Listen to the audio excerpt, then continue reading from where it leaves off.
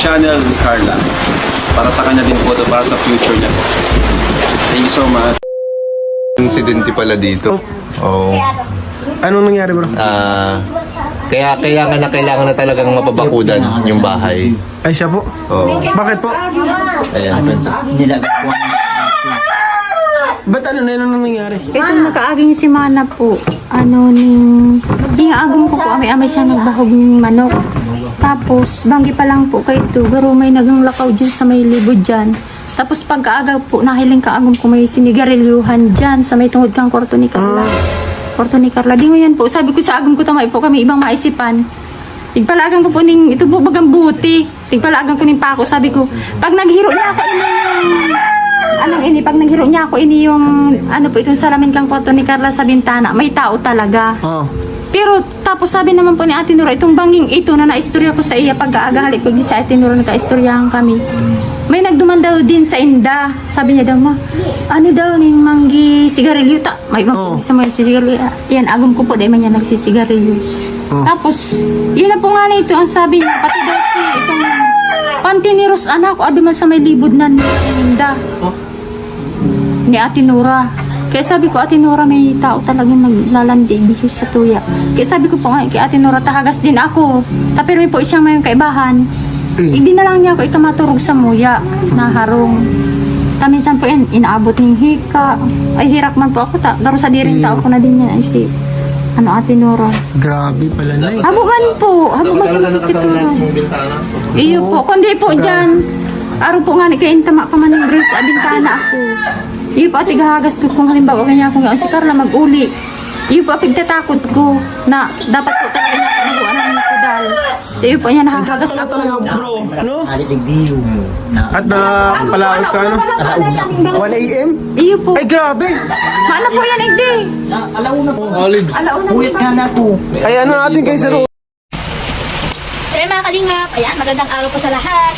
Panibagong reaction video na naman tayo ngayon mga kalingap. At syempre bago natin ipagpatuloy ang ating reaction video, shoutout muna tayo sa ating founder, kay Kuya Bal, Ate Edna at Kalingap Rap. At sa lahat po ng mga nasa landing pad, ambassador, deputy at mga kalingap scouter. So ayan guys, no, medyo mainit dito sa aking kinalalagyan ngayon. At ayan, no, sa mga kapwa ko po OFW, mega love shout out sa walang sawa niyong pagsuporta. Maraming salamat. At syempre sa aking mga kasamahan sa Karipa, ayan, mega love shout out. Ayan. At ayun nga guys, no, pagpatuloy natin ating reaction dito sa clip video na nakuha ko dito kay Kalingap Rap. At ayun nga, sa isang channel niya, doon niya ina-upload yung mga tawag dito, yung iba pang niya mga ginagawang pag-charity, no?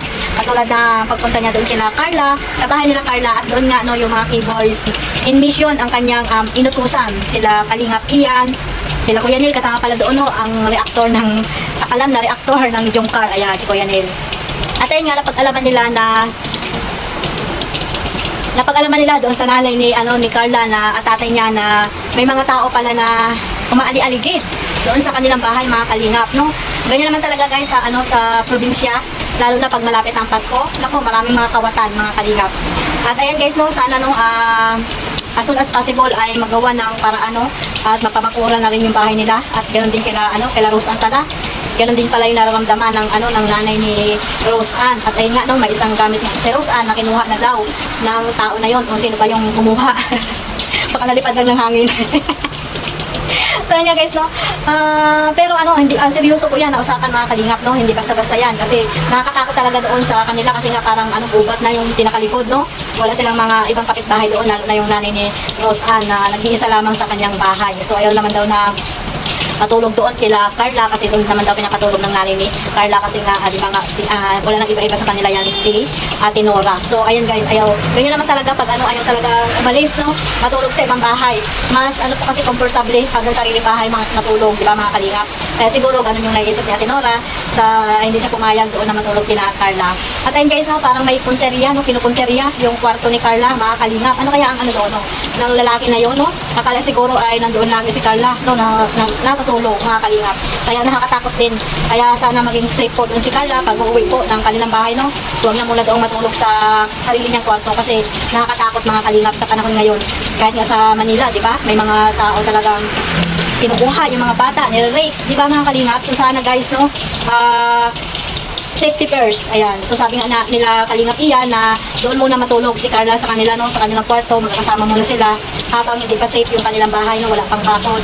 At syempre yung yung tawag nito, yung bintana, dapat yung may grills, no, na talagang matibay, mga Kalingap. Kasi isang lang talaga yung bintana ay talaga makapasok po yun. At syempre, alam na natin kung ano yung nila doon, tawag dito, ang akay, mga Kalingap, no, yung kanilang mga kagamitan siguro, na alam naman natin na talagang pwedeng ibinta or magamit nila, mga Kalingap. Ganyan po talaga yung mga walang magawa sa buhay, no, hindi sila magtrabaho, hindi sila magbanat ng buto, kundi ayan yung gagawin nila, magnakaw na lang or what, di ba, mga Kalingap, gumawa ng hindi maganda sa kapwa nila. So sana guys, no, maging safe naman yung pamilya ni Carla at magdasal lang palagi, mga Kalingap. Nandiyan naman si Lord na laging naka sa atin, no, nakabantay, mga Kalingap. At ayun si Carla, no, sana pag-uwi niya ay doon na lang sa kanyang nanay matulog sa tabi nila nanay niya.